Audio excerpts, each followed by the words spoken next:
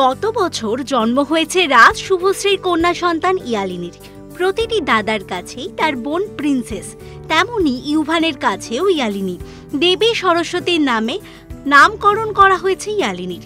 ইউভানও ছোট্ট বোনকে পেয়ে বেজায় খুশি। বোন তার কাছে ছোট্ট পুতুল, বোনকে নিয়েই সারা দিন সময় কাটে তার। এখনো ইয়ালিনীর ছবি প্রকাশ্যে আনেননি তার বাবা মা।